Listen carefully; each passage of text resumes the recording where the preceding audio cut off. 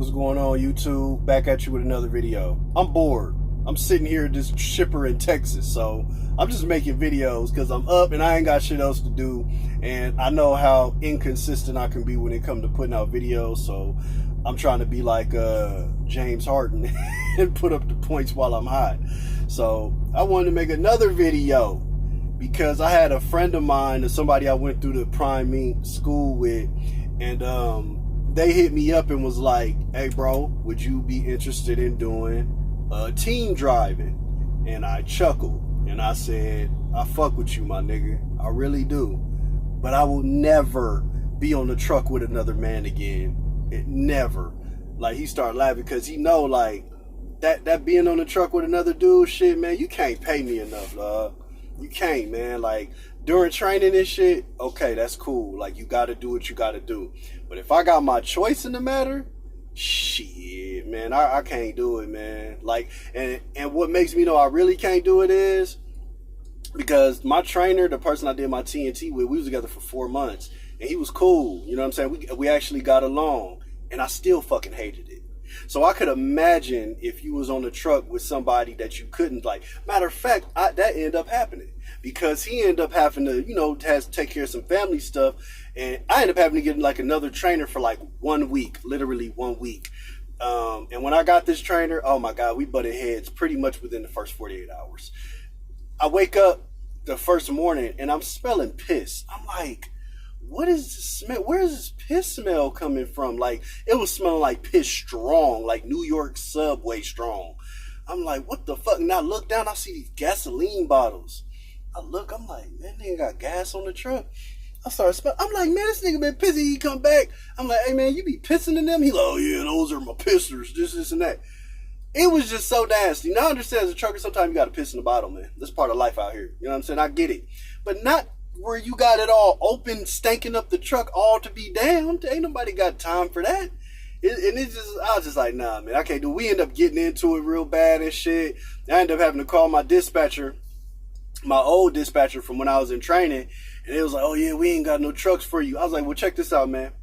He need to drop me off in Springfield or something, because I'm not staying on this truck with him, period.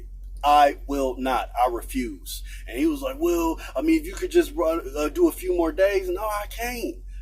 So they ended up having we had a load going to Salt Lake, Utah. Even though I did all my processing and everything in Springfield, I ended up getting my truck from Utah.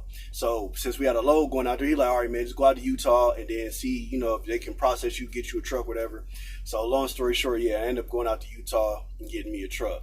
And I couldn't do it no more. I had already spent 4 months with my first trainer, and then to possibly do a few more weeks with somebody I can't stand. I was like, nah, man, I'm over this. Because that's the thing, man.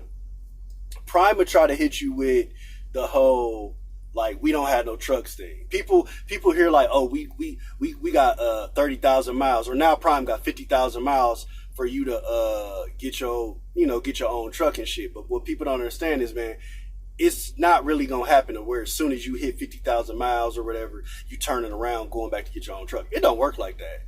Like, I had 30,000 miles when I went through.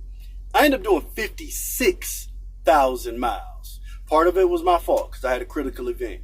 So I actually, in just overtime, I ended up doing about 16,000 extra miles.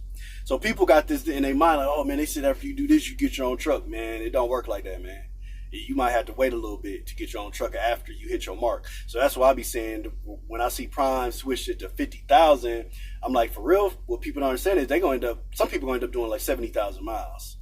Because that's just how it is. Like, that's just how it is. Like, not everybody. Some people might get lucky, fall through the cracks, hit your 50,000 mile mark, and then you right back, you know, getting your own truck. But a lot of these cats gonna end up doing like 70,000 miles and shit. And that's something I couldn't fuck with. If they had that when I was going through, I don't think I'd be able to make it, honestly. I mean, I don't want to discourage nobody or nothing like that. You know, you could definitely do it. And matter of fact, I take that back. I would be able to do it. But man, dog, that shit, I just feel like 50,000 miles is kind of excessive. But we know why they did it. They said they did it because of safety reasons. because, you know, people was getting in accidents or whatever, which is a very good reason. You don't want people getting in accidents. But my feeling is the bottom line was about money. When you team driving out here, they can run you. Because when you in training, the truck is moving, man. It's moving all the time. Like when you sleeping, the truck is moving. Your ass getting knocked around like a ping pong ball. You know, so they know the wheel's going to stay turning as long as they got 2 people on the truck. So that benefits Prime the most. You know what I'm saying? So, yeah, man, that just, you know, if you out there, you got to do that. Don't give up or nothing. I don't want to discourage nobody.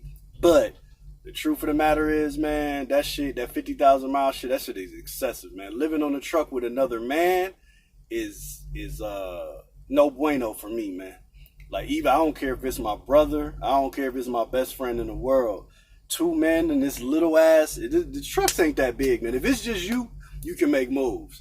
But if it's, even when it's just you, it's hard to make moves. So you and another person, like you smelling they farts, niggas snoring and shit, and just, it's never no peace. You never get no time to yourself. The only time you get to yourself is when you like go, when you at like a Love's or something like that. And you take a shower there. Other than that, he's smelling you, you smelling him. Y'all, you know, sometimes y'all won't even talk or whatever, even though this space real little, but it's just like, it's just, yeah, man, it ain't meant for 2 people. Like, I know it's a lot of team drivers out there. Like, if you husband and wife, of course, that's naturally gonna kind of work better than just two dudes that are strangers. But yeah, 2 grown ass men, little ass truck equals no. So yeah, just wanted to make a little quick video of how I felt about team driving, pretty much, and 2 men on a truck. So 2 men should not be on a truck, only for training. You training, 2 men on the truck.